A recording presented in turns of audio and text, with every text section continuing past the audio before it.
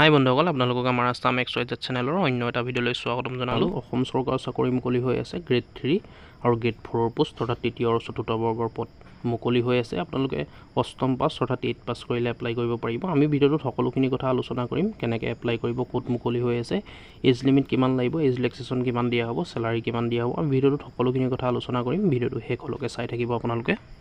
District and session জজ নলবাৰী ডিষ্ট্ৰিক্টত মুকলি হৈ আছে। নলবাৰী জুডিচিয়েৰীত মুকলি হৈ আছে। লাষ্ট ডেট হ'ল 30 দিন, অৰ্থাৎ নটিফিকেশ্যনৰ পৰা 30 দিন। মই আপোনালোকক লাষ্ট ডেট ভিডিঅ'ৰ শেষত জনাই আছোঁ। ডিষ্ট্ৰিক্ট এণ্ড ছেছন জজ নলবাৰী, ইয়াত দুটা অফিচ এছিষ্টেণ্ট আৰু পিয়নৰ পোষ্ট মুকলি হৈ আছে।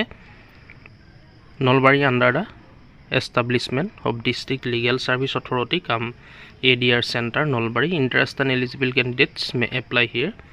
নলবাৰী জুডিচিয়েৰী ৰিক্ৰুটমেণ্ট 2024 প্ৰথম পোষ্টটো মুকলি হৈ আছে অফিচ এছিষ্টেণ্টৰ। টোটেল পোষ্ট এটা আছে। ইয়াৰ কাৰণে পে' কৰা হ'ব পাৰ্মেণ্ট 15,000 টকা পাৰ মন্থ দিয়া হ'ব।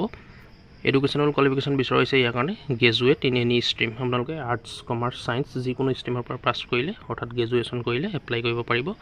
আৰু লগতে 1 year ডিপ্ল'মা লাগিব, এবছৰৰ কম্পিউটাৰ ডিপ্ল'মা থাকিব লাগিব। 1 year diploma in computer education for the post of office assistant. অফিচ এছিষ্টেণ্টৰ পোষ্টটোৰ কাৰণে এপ্লাই কৰিবলৈ হ'লে আপোনালোকৰ এবছৰৰ কম্পিউটাৰ ডিপ্ল'মা থাকিব লাগিব। 2 নম্বৰ পোষ্টটো পিয়নৰ ওলাই আছে। টোটেল পোষ্ট ওলাই আছে এটা। ইয়াৰ কাৰণে পে' কৰা হ'ব। পে' পাৰ মন্থ 10,000 অৰ্থাৎ 10,000 টকা পাৰ মন্থ দিয়া হ'ব। ইয়াৰ কাৰণে এডুকেশ্যন কোৱালিফিকেশ্যন মিনিমাম 8 পাছ বিচৰা হৈছে। 8 পাছ কৰিলে আপোনালোকে এপ্লাই কৰিব পাৰিব। এজ লিমিট 18 বছৰৰ পৰা 38 বছৰলৈকে পাৰিব। আৰু ইয়াৰ কাৰণে এজ ৰিলেক্সেশ্যনো দিয়া হ'ব চৰকাৰী ৰুল অনুসৰি। যেনেকৈ OBC MOBC কাৰণে 3 বছৰ থাকে এজ ৰিলেক্সেশ্যন, আৰু SC ST কেণ্ডিডেটৰ কাৰণে 5 বছৰ থাকে। How to apply for Nalbari judiciary recruitment. Apply কেনেকৈ কৰিব, ইয়াৰ কাৰণে আপোনালোকে অফলাইন মাধ্যমেৰে এপ্লাই কৰিব লাগিব। আগৰ ভিডিঅ'বিলাকত মই আপোনালোকক জনাই আছোঁ কেনেকৈ জুডিচিয়েৰী পোষ্টৰ কাৰণে এপ্লাই কৰিব লাগে। ভালেমান ডিষ্ট্ৰিক্টত মুকলি হৈ আছে, আপোনালোকে যদি চোৱা নাই চাই ল'ব। ইয়াৰ কাৰণে এখন ষ্টেণ্ডাৰ্ড ফৰ্ম ডাউনলোড কৰিব লাগিব, যিখনৰ লিংক আপোনালোকে ভিডিঅ' ডিছক্ৰিপশ্যনত পাই যাব। আপোনালোকে ভিডিঅ' ডিছক্ৰিপশ্যন ভিজিট কৰিব, তাত সকলোখিনি লিংক পাই যাব।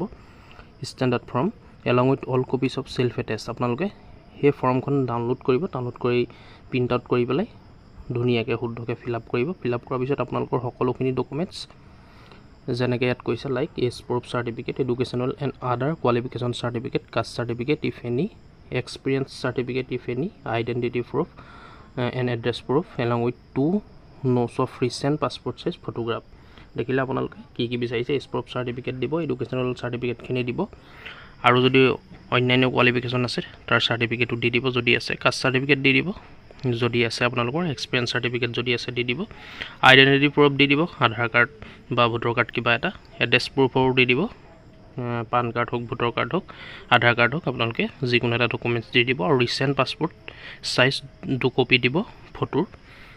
Candidate will submit the duly fill up application form along with necessary documents at the application drop box placed at the office of the district legal service authority come ADR center Nalbari during office hours।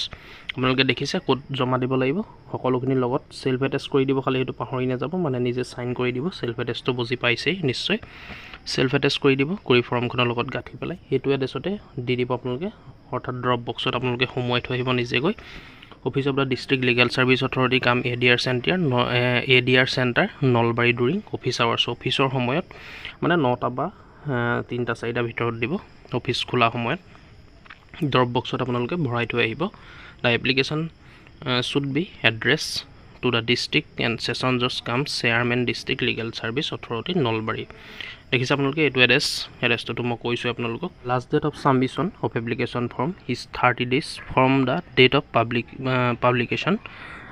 যোন তাৰিখে notification publish হৈছে সেই তাৰিখৰ পৰা ধৰি, অৰ্থাৎ 22 তাৰিখে notification মুকলি হৈছে, যিহেতু 22 তাৰিখৰ পৰা ধৰি এমাহৰ ভিতৰত, মানে যিহেতু এইটো মে' 22 তাৰিখে মুকলি হৈছে। আপোনালোকে জুনৰ 22 তাৰিখলৈকে লাষ্ট ডেট আছে। জুনৰ 22 তাৰিখৰ ভিতৰত যিসকলে ইণ্টাৰেষ্ট হয়, যিসকলে এপ্লাই কৰোঁ বুলি ভাবে বা এডুকেশ্যনেল কোৱালিফিকেশ্যন মিলে, আপোনালোকে 22 জুনৰ আগতে এইটো এড্ৰেছতে ডিষ্ট্ৰিক্ট ছেছন জজ cum chairman district legal service authority Nalbari, এইটো এড্ৰেছতে আপোনালোকে ড্ৰপ বক্সত গৈ পেলাই আপোনালোকৰ এপ্লিকেশ্যন ফৰ্মখন ভৰাই থৈ আহিব।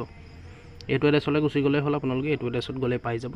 ড্ৰপ বক্সত ভৰাই থৈ আহিলে হ'ল। Important web links of Nalbari judiciary vacancy আপোনালোকে ডিছক্ৰিপশ্যনলৈ আহিব, ডিছক্ৰিপশ্যন ভিজিট কৰিব, তাত এপ্লিকেশ্যন ফৰ্মৰ লিংক পাই যাব আৰু এডভাৰটাইজমেণ্ট ডিটেইলছ অফিচিয়েল ৱেবছাইট সকলোখিনি ভিজিট কৰিব, ডিছক্ৰিপশ্যনত উপলব্ধ থাকিব। আপোনালোকে এপ্লাই কৰাৰ আগত বা আপোনালোকে এপ্লিকেশ্যন ফৰ্মখন জমা দিয়াৰ আগত এবাৰ এডভাৰটাইজমেণ্ট ডিটেইলছটো চাই ল'ব, মই ডিছক্ৰিপশ্যনত দি থ'ম। আপোনালোকে ভিডিঅ'ৰ তললৈ গ'লেই হয়, হয়তো যিসকলে নাজানে ডিছক্ৰিপশ্যনত কেনেকৈ আপোনালোকে এপ্লিকেশ্যন ফৰ্মখন চাব বা ডাউনলোড কৰিব, আপোনালোকে ভিডিঅ' তললৈ গ'লে হ'ল, মোৰ বুলি এটা অপশ্যন আছে, তাত ক্লিক কৰি ডিছক্ৰিপশ্যন বুলি অপশ্যন পাব, আপোনালোকে তাত ভিজিট কৰিব। ভিজিট কৰাৰ লগে লগে তলৰ লিংকসমূহ পাই যাব, আপোনালোকে ক্লিক হিয়াৰ যিটো অপশ্যন থাকিব তাত ক্লিক কৰিব। ক্লিক কৰাৰ লগে লগে এপ্লিকেশ্যন ফৰ্মখন আপোনালোকৰ PDF হৈ মোবাইলত ছেভ হৈ যাব আৰু এডভাৰটাইজমেণ্ট ডিটেইলছ অফিচিয়েল ৱেবছাইট সকলোখিনি ভিজিট কৰিব। গতিকে বন্ধুসকল, যিকোনো ইণ্টাৰেষ্ট হয় 22 জুনৰ আগতে অতি সোনকালে এপ্লাই কৰি দিব। ভিডিঅ'টো ইমানেই আছিলে, ভিডিঅ'টো শ্বেয়াৰ কৰিব যাতে সকলোৱে গম পায়, আৰু ভিডিঅ'টো চাই যদি ভাল পালে অলপো সহায় হ'ল বুলি ভাবে লাইক এটা কৰিব, আৰু কিবা সুধিবলগীয়া থাকিলে নিশ্চয় কমেণ্ট কৰি জনাব। আৰু এনেকুৱা ধৰণৰ আপডেটবোৰ পাই থাকিবলৈ আমাৰ ইউটিউব চেনেলটো ছাবস্ক্ৰাইব কৰি ল'ব, ছাবস্ক্ৰাইব কৰিবলৈ পাহৰি নাযাব। ধন্যবাদ।